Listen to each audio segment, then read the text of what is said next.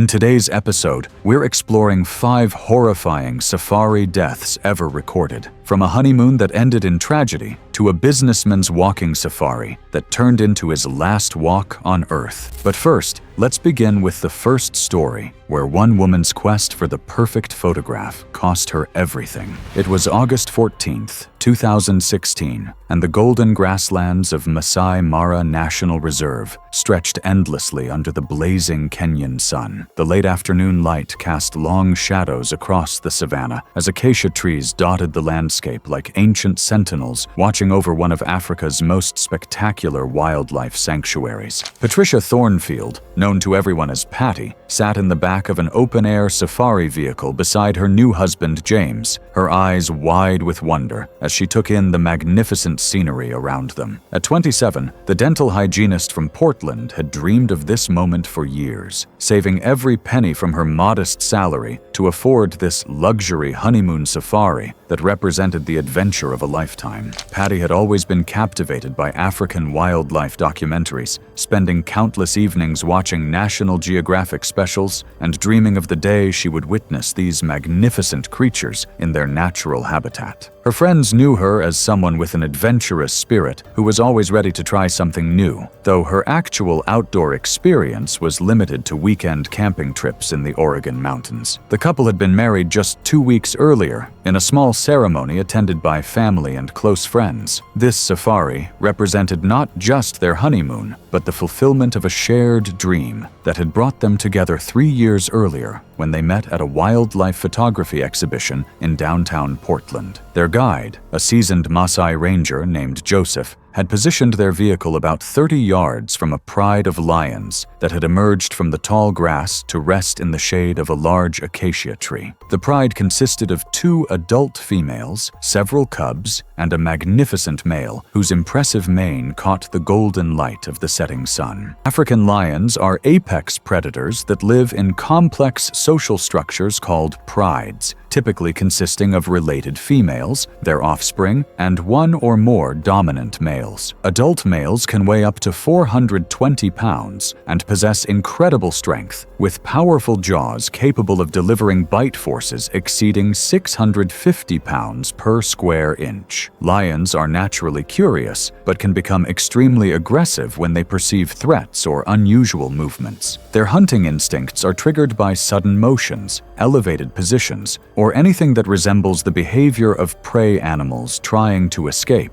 Joseph had given his standard safety briefing before departing from the lodge, emphasizing the critical importance of remaining seated and quiet during wildlife encounters. Despite these warnings, and James's gentle reminders to stay seated, Patty's excitement overcame her caution. She slowly rose from her seat in the back of the vehicle, believing that the 90-foot distance between them and the lions provided adequate safety. The moment Patty stood up, the male lion's demeanor changed completely. His head snapped toward the vehicle, his amber eyes locking onto the sudden movement and elevated silhouette that his predatory instincts immediately identified as potential prey. Without warning, the 400-pound predator exploded into motion with devastating power. His powerful hind legs propelled him across the 30 feet of open ground in 3 massive bounds, each stride covering more distance than seemed physically possible for such a large animal. The massive male landed directly on top of Patty with bone-crushing force, his weight and momentum driving her backward into the vehicle's floor with devastating impact. The lion's powerful jaws found Patty's neck with surgical precision, his 4-inch canine teeth puncturing through muscle and bone, while his bite force crushed her cervical vertebrae instantly. Joseph immediately fired warning shots from his rifle, the sharp cracks echoing across the savanna as he tried to drive the lion away. James lunged forward desperately, trying to grab his wife, but the predator's massive frame filled the entire back section of the vehicle. Patty's body went limp within seconds as the lion's devastating bite severed her spinal cord and major blood vessels. Her expensive camera fell from her hands and shattered on the vehicle's floor. The male lion maintained his grip on Patty's neck for several more seconds before Joseph's continued rifle fire finally convinced him to release his victim and leap from the vehicle. With remarkable skill, Joseph managed to start the engine and slowly reverse away from the pride while James cradled Patty's lifeless body. The drive back to the lodge took 20 agonizing minutes, with Joseph radioing ahead for medical assistance that everyone knew would be too late. Park officials launched an immediate investigation into the incident, reviewing safety protocols and interviewing witnesses. The attacking lion was tracked and relocated to a more remote section of the reserve, as wildlife authorities determined that his behavior was a natural response to perceived prey rather than abnormal aggression. Paddy's death sent shockwaves through the safari tourism industry and prompted renewed emphasis on safety briefings and passenger compliance with guide instructions. Her family struggled to understand how their daughter's dream adventure had ended in such tragedy, while James faced the devastating reality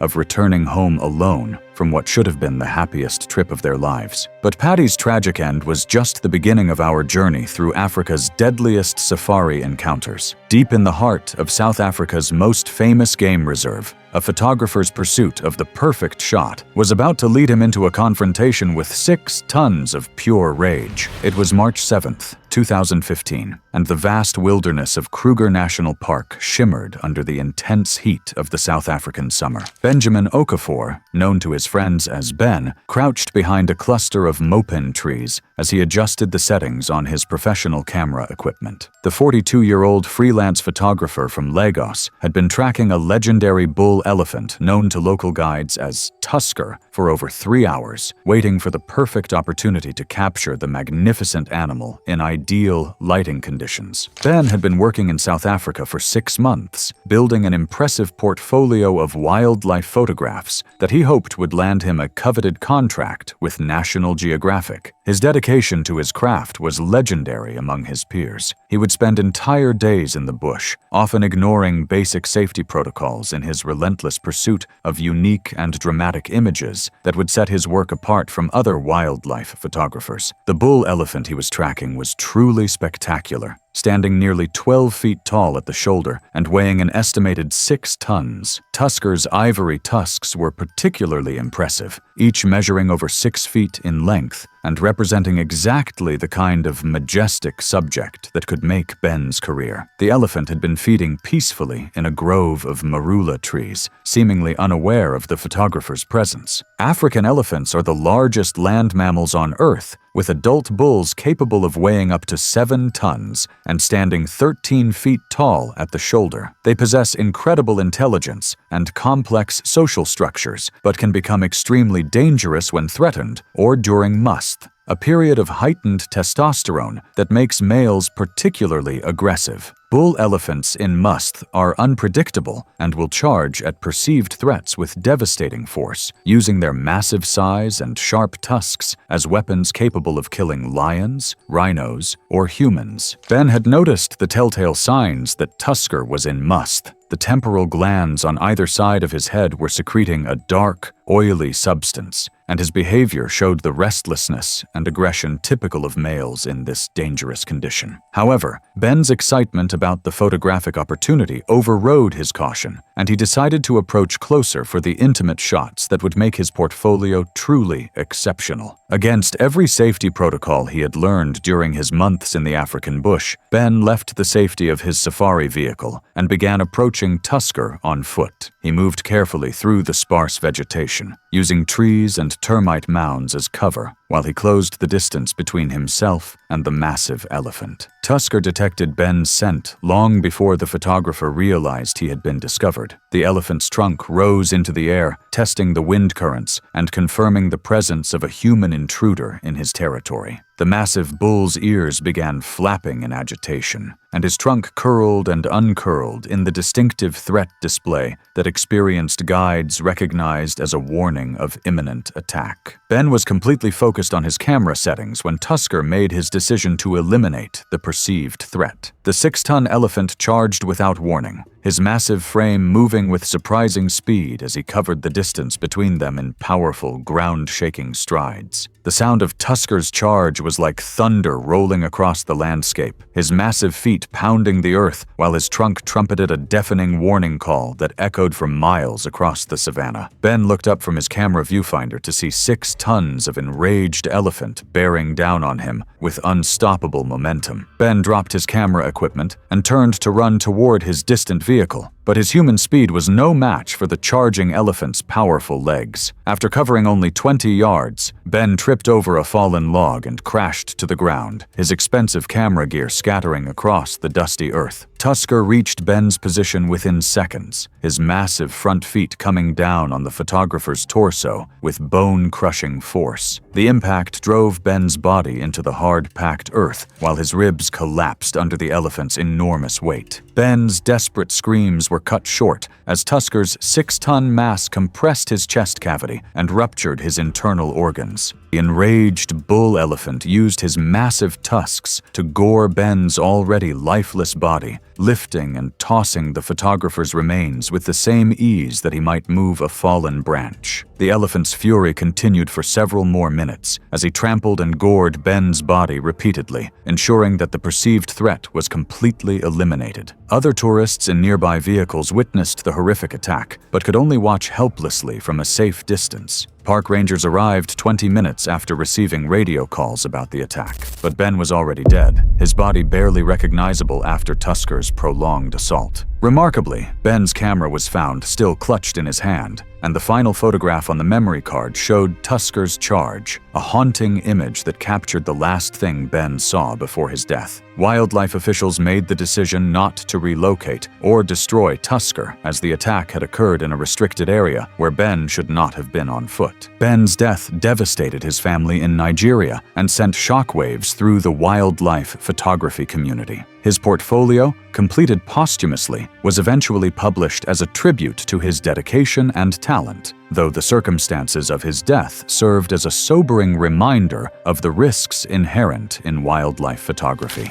Yet even as authorities in South Africa grappled with Ben's tragic death, another experienced professional was about to make a fatal error in judgment that would cost him his life in the crocodile-infested waters of Botswana. It was June 22nd, 2017, and the Chobe River wound lazily through the heart of Chobe National Park in Botswana, its muddy waters reflecting the intense blue of the African sky. Samuel Motsepe guided his boat full of eager tourists along the riverbank, pointing out hippos wallowing in the shallows and elephants coming down to drink in the late afternoon heat. At 35, Samuel was one of the most experienced guides in the park, with 12 years of leading boat safaris along this treacherous but spectacular waterway. Samuel had been born and raised in a village just outside the park boundaries, learning about the river and its dangers from childhood. His intimate knowledge of Chobe's wildlife and his natural storytelling ability had made him a favorite among tourists, and his recent promotion to senior guide status reflected his expertise and dedication to his craft. The afternoon safari had been proceeding perfectly until Samuel noticed that their boat's engine was beginning to overheat. The temperature gauge showed dangerous levels, and he knew that continuing to run the motor could result in permanent damage that would leave them stranded in one of Africa's most dangerous waterways. Samuel made the decision to beach the boat on a small island in the middle of the river, planning to let the engine cool down for 30 minutes before continuing their journey back to the lodge. He assured his nervous tourists that it would be a quick stop, though several of them expressed concern about leaving the safety of the boat in an area known to be heavily populated by Nile crocodiles. Nile crocodiles are among Africa's most dangerous predators, with large males reaching lengths of over 16 feet and weights exceeding 1,500 pounds. They are perfectly adapted ambush hunters that can remain motionless underwater for up to an hour, waiting for prey to come within striking distance. Their bite force exceeds 5,000 pounds per square inch, making them capable of crushing the bones of large mammals with ease. Crocodiles are opportunistic feeders that will attack anything that enters their territory, and they are particularly dangerous in areas where humans regularly disturb the water. Samuel waded into the knee-deep water to secure the boat's anchor, despite knowing that this section of the Chobe River was home to some of the largest crocodiles in Africa. His years of experience had made him perhaps overconfident about his ability to recognize and avoid danger. What Samuel didn't realize was that a massive 16-foot Nile crocodile had been lying motionless on the riverbed just 20 feet from where he entered the water. The The ancient predator had been waiting in perfect ambush position, its prehistoric brain programmed to recognize the vibrations and disturbances that indicated potential prey entering its domain. The attack happened with lightning speed that left Samuel's tourists barely time to comprehend what they were witnessing. The massive crocodile exploded from the murky water like a prehistoric missile, its enormous jaws gaping open to reveal rows of razor-sharp teeth as it launched itself at Samuel's legs. The crocodile's jaws clamped down on Samuel's thigh with devastating force, the massive teeth puncturing through muscle and bone, while the predator's bite force crushed his femur instantly. Samuel's scream of agony echoed across the water as the crocodile began its signature death roll, spinning rapidly to disorient its prey and cause maximum damage to tissue and bone. The death roll dragged Samuel underwater as the crocodile used its powerful tail and body to maintain momentum in the spinning attack. Samuel's desperate struggles created violent splashes on the surface as he fought to break free from the predator's grip, but the crocodile's hold was unbreakable. Samuel's body surfaced briefly before the crocodile pulled him under again. The massive reptile's death roll continued with mechanical precision, each rotation causing additional trauma to Samuel's already mangled leg while simultaneously drowning him in the muddy river water. The tourists in the boat screamed in horror as they watched their guide disappear beneath the churning surface, leaving only a spreading pool of blood to mark where the attack had occurred. Samuel's body surfaced one final time about 50 yards downstream, floating face down in the current before disappearing again beneath the murky water. The stranded tourists remained in their anchored boat for over 2 hours before a rescue team arrived in response to their overdue return. Park rangers conducted an extensive search of the area, but found no trace of Samuel's body, which had been carried downstream by the current. Samuel's remains were eventually recovered 3 days later, 2 miles downstream from the attack site.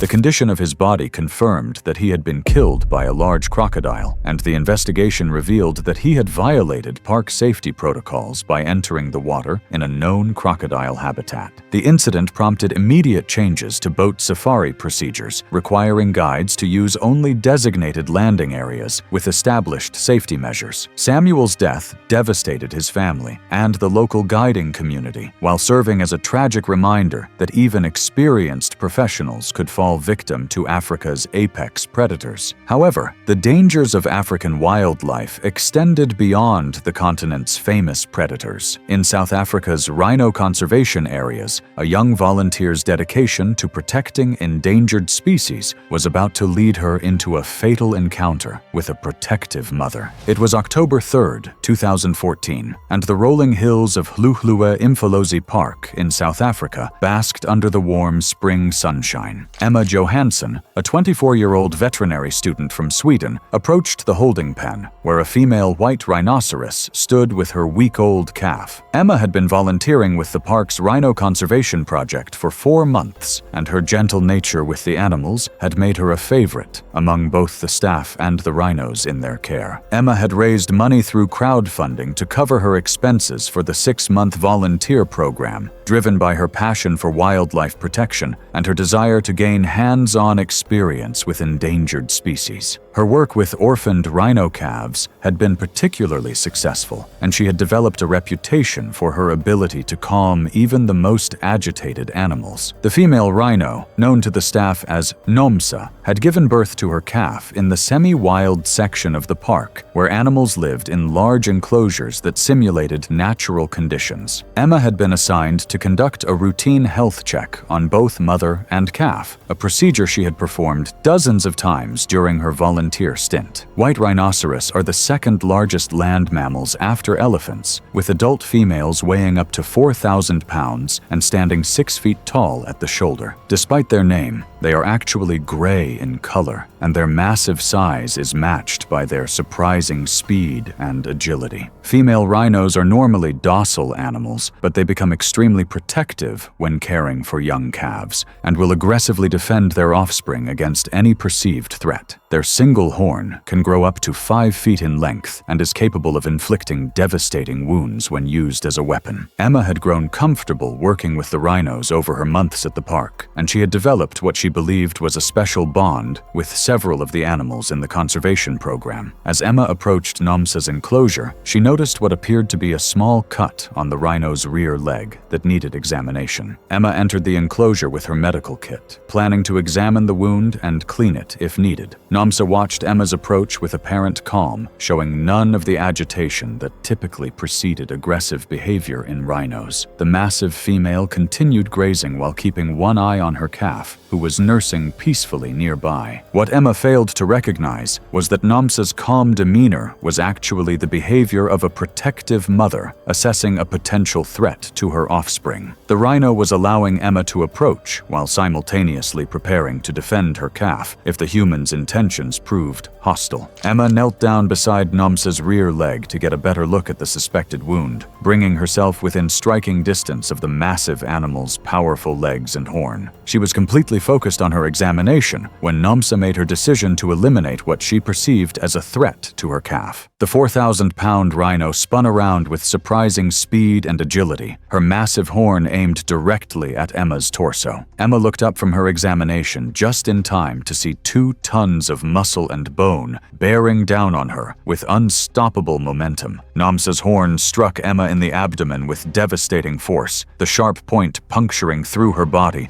and lifting her off the ground like a rag doll. The rhino's incredible strength drove the horn deep into Emma's torso, causing massive internal damage to her organs and major blood vessels. Emma's scream of agony echoed across the conservation facility as Nomsa shook her massive head, the movement causing additional trauma to the horn wound. The rhino then dropped Emma to the ground and began trampling her with her massive feet, each impact crushing bones and causing further internal injuries. Other volunteers heard Emma's screams and came running to the enclosure, but they could only watch in horror as Nomsa continued her assault on the young woman's broken body. Emma's movements ceased within minutes as massive blood loss and internal trauma overwhelmed her system. Emergency medical personnel arrived within 20 minutes and immediately airlifted Emma to a trauma center in Durban, but her injuries were too severe to survive. She died during surgery from massive internal bleeding caused by the rhino's horn and the subsequent trampling. The investigation revealed that Emma had violated safety protocols by entering the enclosure alone and approaching too closely to a mother with a young calf. Nomsa and her offspring were relocated to a more remote section of the park, and volunteer procedures were revised to require trained ranger accompaniment during all animal interactions. Emma's death shocked the international conservation community and highlighted the inherent dangers of working with large wildlife, even in controlled environments. Her family established a scholarship fund in her memory to support other young people pursuing careers in wildlife conservation. But even as the conservation world mourned Emma's loss, another tragedy was already unfolding in Tanzania, where a businessman's midlife crisis would lead him into a deadly encounter with one of Africa's most dangerous animals. It was December 11th, 2013, and the endless plains of the Serengeti stretched to the horizon under the brilliant blue Tanzanian sky. Richard Castellano, known to his friends as Rick, walked nervously behind his guide as they tracked a herd of Cape buffalo through the tall grass. At 51, the successful construction company owner from Chicago was on his first African safari, having booked an expensive walking tour as part of his response to a recent divorce and midlife crisis. Rick had built his construction business from nothing, working 18-hour days for 20 years to create a company that employed over 200 people. His recent divorce had left him questioning his priorities and searching for adventures that would prove he was still capable of handling challenges beyond the boardroom. The walking safari took place on a private concession bordering the Serengeti, one of the few areas where tourists were permitted to explore the bush on foot under armed supervision. For Rick, it represented the ultimate test test of his courage and stamina, a chance to experience Africa's wildlife up close rather than from the safety of a vehicle. He had dismissed his guide's safety briefings as overcautious, convinced that his years of business success had prepared him for any challenge the African bush might present. Cape buffalo are considered one of Africa's Big Five most dangerous animals, with adult bulls weighing up to 1,900 pounds and possessing a temperament that makes them unpredictable and aggressive. They have excellent hearing and eyesight and will charge at perceived threats with devastating force. Their massive horns form a solid shield across the top of their heads called a boss, and they use these weapons to gore and trample anything they consider a threat. Cape buffalo are responsible for more hunter deaths in Africa than any other animal, and they have been known to circle back and ambush humans who have wounded them. The walking tour had been proceeding cautiously for 2 hours when the group encountered a lone bull buffalo grazing in a clearing about 100 yards ahead. The guide, an experienced tracker named Joseph, immediately signaled for the group to stop and remain absolutely still while he assessed the situation. Joseph recognized the danger immediately. Lone buffalo bulls were often old males that had been expelled from the herd and were typically more aggressive and unpredictable than animals in groups. He began slowly backing the group away from the area, planning to circle around the buffalo and continue their walk in a safer direction. Rick, however, saw the encounter as an opportunity to prove his courage to the other tourists in the group.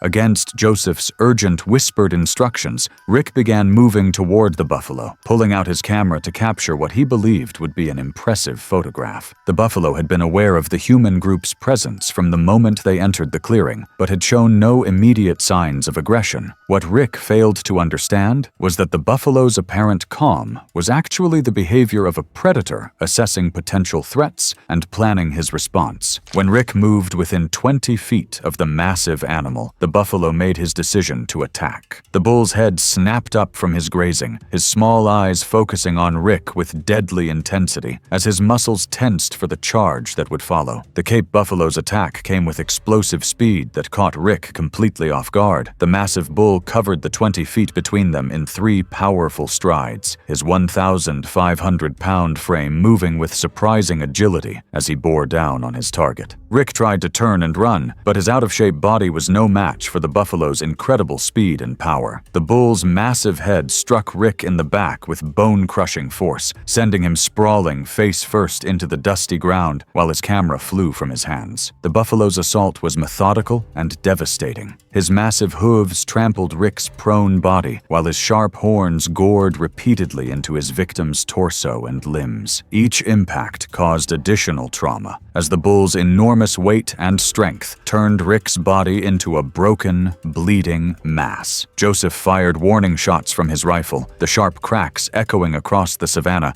as he tried to drive the enraged buffalo away from his client. The other tourists screamed in terror as they witnessed the graphic violence, several of them becoming physically ill from the sight of Rick's mangled body. The buffalo continued his assault for several more minutes, his fury driving him to ensure that the perceived threat was completely eliminated. Rick's desperate screams had ceased within the first minute of the attack, but the bull continued trampling and goring his lifeless body with mechanical precision. Eventually, Joseph's continued rifle fire convinced the buffalo to abandon his attack and retreat into the tall grass. Rick died from massive trauma before the medical evacuation helicopter could reach their remote location. His body bore the unmistakable marks of a buffalo attack, multiple gore wounds, crushed bones, and internal injuries that no human could survive. The investigation revealed that Rick had violated every safety protocol by approaching the buffalo against his guide's explicit instructions. The attacking bull was tracked by park rangers but left undisturbed, as the attack had occurred in his natural territory due to human error rather than abnormal animal behavior. Rick's death sent shockwaves through his family and business community in Chicago, while serving as a tragic reminder that Africa's wildlife demanded respect and caution from even the most successful and confident visitors. Thanks for watching. Just when you think you've seen all safari encounters gone wrong, click the next video for the next stories that will show you why the call of the wild can sometimes become a call to death.